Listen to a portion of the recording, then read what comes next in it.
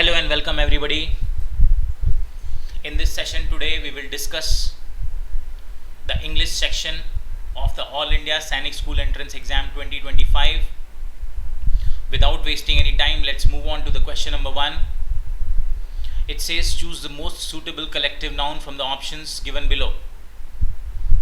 Now before you start attempting this question, इससे पहले कि आप क्वेश्चन को शुरू करना सॉल्व करना स्टार्ट करें, what they have done is they have given a sentence with a blank and then they have given the 4 options. It is very important to analyze the questions.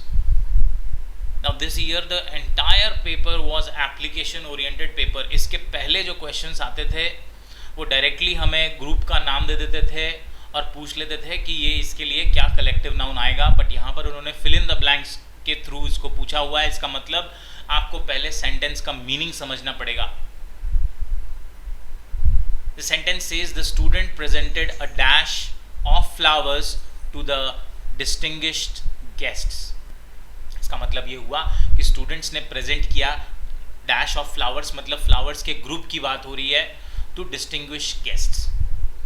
Now we know कि यहाँ पर अगर हमें collective noun को use करना है, collective noun is a type of noun which shows the group of things, collection of things, और group of person, group of individual. Common example इसके हो जाते हैं, यहां पर जो हमें 4 ऑप्शंस दिए हुए हैं. The first one is batch. Now what is batch? Is it a collective noun? Yes, it can also be used as a collective noun. Batch is used for group of individuals. For example group of students आप ले सकते हैं, और group of items.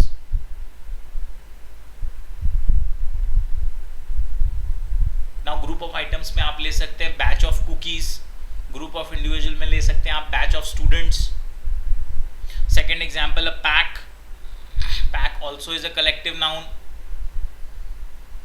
Generally used for group of animals. For example pack of wolves.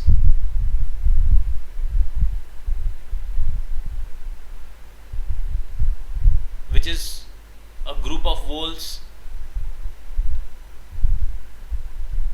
The third option is bouquet. This is our answer.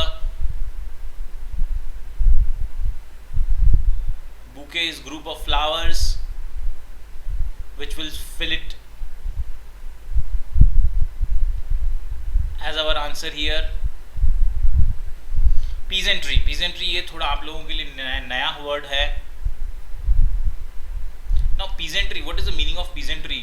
Peasantry actually means a group of rural workers, group of rural men or group of villagers who are workers.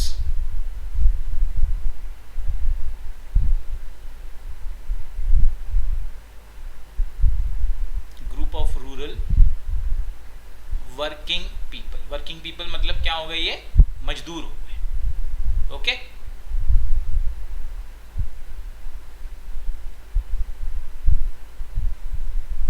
So our answer for question number 1 will be option number 3.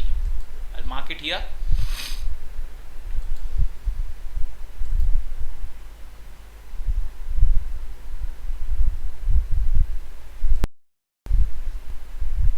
Question number 2.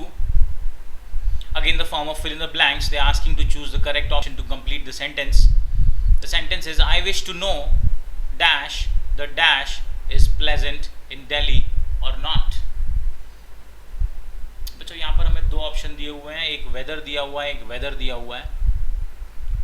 पहला तो ये दोनों ही options को इन्होंने क्या किया, थोड़ा rhyme करने की कोशिश की है, जिससे थोड़ा सा बच्चों को कंफ्यूजन क्रिएट हो सकती है. पहले तो सेंटेंस का मीनिंग पढ़ के हमें ये समझ में आ रहा है कि आई विश टू नो मतलब मुझे पता करना है the dash dash the dash is pleasant in Delhi और नॉट. सो गाइज यहाँ पर 2 बातें हैं. पहला तो ये बात करना चाह रहा है कि प्लेजेंट क्या है. तो पहले व्हाट इज प्लेजेंट, तो जो प्लेजेंट हो सकता है, जो सेकंड ब्लैंक की हम बात करें, ये यहाँ पर आप देखिए कि 2 हमें वेदर दिए हुए हैं. एक तो हमें वेदर दिया हुआ है विच इज अ कंजंक्शन, और दूसरा हमें वेदर दिया हुआ है विच इज द एटमॉस्फेयर या क्लाइमेट के बारे में, डे टू डे जो हमारा कैसा क्लाइमेट है वहां का. So this is about the atmosphere, and the first one weather is a conjunction. Now understand what is the function of weather. पहला तो weather का जो function होता है वो if जैसा होता है, means condition के लिए होता है या फिर choice के लिए होता है. Yeah, when you have two alternatives तो उसमें से अगर एक आपको choose करना है, या फिर किसी situation की certainty के लिए होता है, या किसी situation के लिए होता है, इसी situation के बारे में आपको पता करना है, तो उसके लिए वेदर को आप यूज कर सकते हैं. तो पहला आई विश टू नो मतलब ये पता करना चाहता है, एक सिचुएशन को पता करना चाहता है. तो फर्स्ट वाला जो हमारा ब्लैंक होगा वो हमारा वेदर वाला ब्लैंक होगा जो कि कंजंक्शन है. और सेकंड वाला जो हमारा वेदर होगा वो हमें एटमॉस्फेयर के बारे में बात कर रहा है. तो हमारा यहाँ पर जो आंसर आ जाएगा वो ऑप्शन नंबर बी आ जाएगा. The first one is weather and the second one should be weather. I hope this is clear. Now again आप देखिए क्वेश्चन नंबर 2 भी यहाँ पर थोड़ा सा इन्होंने थोड़ा सा उसको ट्रिकी करने की कोशिश की थी, but you can very easily identify. पर अगर इसमें आपको स्पेलिंग में थोड़ा सा कंफ्यूजन है तो यहाँ पर आपका आंसर जो है वो थोड़ा सा डाइसी जा सकता है. Moving on to question number 3. They are asking to change the gender of the underline word. The fox was hungry. यहाँ पर इन्होंने अंडरलाइन किया हुआ है वो फॉक्स है.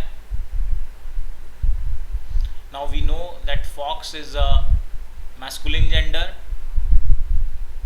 and the feminine gender of fox is vixen. तो ये इन्होंने थोड़ा easy question दिया है. Answer is option number 1. बाकी options को भी एक बार जरा देख लेते हैं. Foxes is the plural form. Option number 2, it is the plural form of fox. That cannot be the answer. Colt. Now colt is the young one of a horse. It is the male young horse. And the fourth option, filly. Filly is the female young horse. So these options are irrelevant. Answer will be option number A. Let's move on to the question number 4. The question number 4 says we have to identify the parts of speech. काफ़ी practice आपको कराई थी इसकी. They are asking to identify the parts of speech of the underlined word in the given sentences. हम given sentence में जो underlined word है soon है उसको तो हम देखेंगे ही, but let us have a look at all the words. The first one is my. बच्चों my,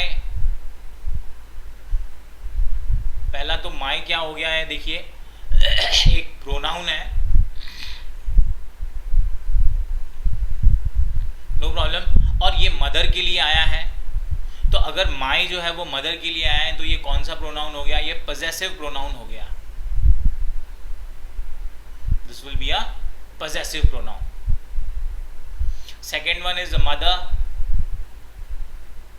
mother we know is a common noun. This is a common noun and it is a singular noun. Next is will. Friends, will जो होता है वो modal verb होता है.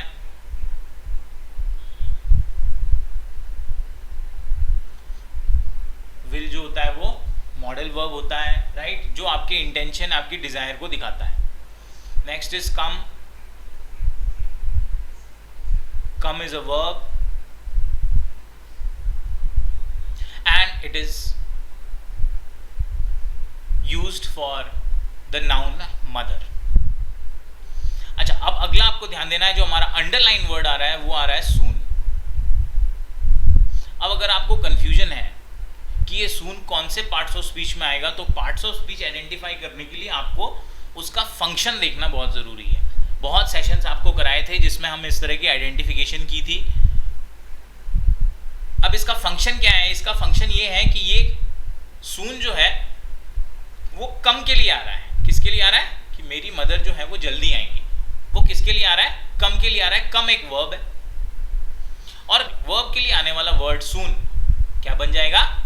Adverb बन जाएगा. As we know कि एडवर्ब गाइस या तो वर्ब के लिए आता है, या तो एडजेक्टिव के लिए आता है, या तो खुद एडवर्ब के लिए आता है। तो यहाँ पर सून का जो फंक्शन है वो कम के लिए आ रहा है, इसके लिए इसका मतलब वो हो जाएगा adverb. Answer will be option number 4th, option number D. Question number 5, they are asking very simple question, तो बिल्कुल क्लास में कराया हुआ था। They are asking to write down the plural form formula. थोड़ा एक्चुअली ये डिफरेंट है, फॉर्मूले का प्लूरल फॉर्म कई बच्चों ने फॉर्मूलाज लगा दिया होगा, बट इट इज फॉर्मूले। इस फॉर्मूले थोड़ा सा इसका जो फॉर्म चलता है वो थोड़ा सा डिफरेंट चलता है ना। हम इसको इर्रेगुलर फॉर्म भी बोल सकते हैं। इसी तरह के कई और भी वर्ड्स होते हैं, जैसे स्टेडियम, स्टेडियम का होता है stadia, no problem. Alumnus, alumni, तो ये थोड़े ऐसे वर्ड्स हैं जो थोड़े इर्रेगुलर हैं और ये थोड़ा हमें ध्यान देना पड़ता है। इसी तरह शीप बच्चों कंफ्यूज करने के लिए दिया आपको, पहले भी डिस्कस किया, ये तो किसी का भी गलत नहीं होना चाहिए। शीप एक ऐसा वर्ड है जिसका सिंगुलर फॉर्म भी शीप होता है और प्लूरल फॉर्म भी शीप ही होता है। यहाँ पे बिल्कुल भी आपको कंफ्यूज होने की जरूरत नहीं थी। ये ऐसा नाउन है जिसका सिंगुलर फॉर्म भी शीप होता है और प्लूरल फॉर्म भी शीप होता है, नो प्रॉब्लम। इसी तरह के दूसरे एग्जाम्पल हो जाते हैं, डियर, सिंगुलर भी डियर होता है और प्लूरल भी डियर ही होता है, राइट। अदर वर्ड्स में देखेंगे तो एयरक्राफ्ट, सिंगुलर भी एयरक्राफ्ट एंड प्लूरल भी एयरक्राफ्ट ही होता है, नो प्रॉब्लम। तो यहां पर हमारा आंसर हो जाएगा शीप का प्लूरल भी शीप और फॉर्मूला का